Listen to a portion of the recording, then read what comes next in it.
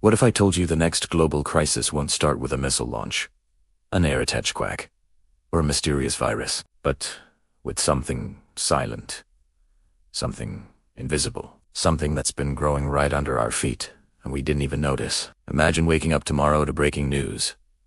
2 countries have defaulted. Their banks are shut. ATMs are empty. Their currencies have collapsed overnight. And within hours, markets around the world are in free fall. Flights cancelled. Imports blocked.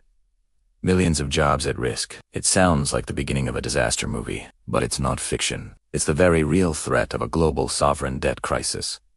A crisis so powerful that it could reshape the future of nations and the future of your money. Why is the world suddenly drowning in debt? Which countries are already collapsing under the pressure? And what happens when this invisible bomb finally explodes? This is the story behind the world's biggest financial threat, the one nobody is prepared for. Debt. A simple 4-letter word with the power to build nations or destroy them. Every modern country borrows money. In fact, governments need to borrow. They borrow to build roads and bridges, fund hospitals and schools, pay for police, create jobs, invest in the future, and most importantly, respond to emergencies. So debt, by itself, is not the villain. Debt is a tool in the right hands. It builds debt. In the wrong hands, it breaks. But something changed in the last few years. Something major. Before 2020, the global debt level was already high. But once the pandemic hit, countries had no choice. They printed money, borrowed money, and took massive loans just to keep their economies alive. Stimulus packages, relief funds, emergency healthcare spending. It all added up. By 2023, the world's total sovereign debt had crossed $100 trillion. Today, it grows every single second. But here's the paradox. People think countries borrow because they're irresponsible.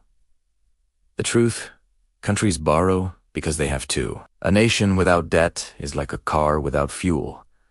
But a nation with too much debt is like a car speeding toward a cliff with no brakes. So where did we cross the line? When did healthy borrowing turn into a ticking time bomb? It happened when global interest rates began to rise. Think of it this way. You take a loan with low interest. No problem. You can pay monthly installments easily. But suddenly, your interest rate doubles. Now your monthly payment is out of control.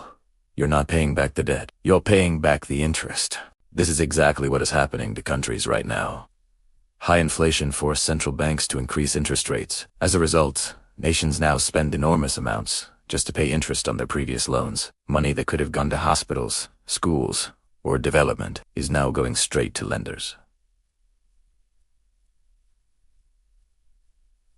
And the scary part, some countries are already spending more on interest payments than on public services.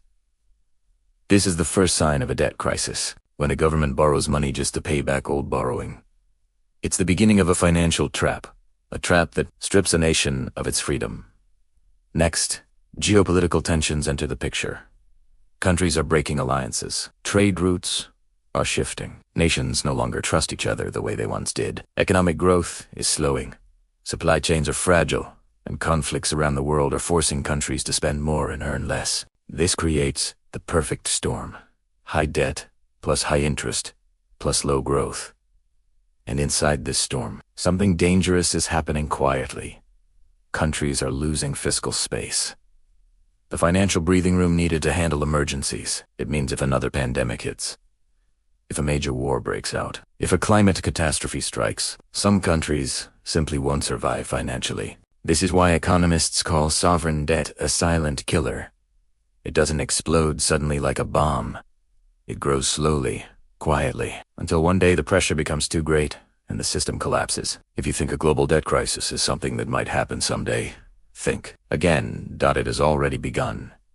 Let's look at the real world, where sovereign debt is not just a theory, but a disaster unfolding in slow motion. Sri Lanka. In 2022, the country literally ran out of money.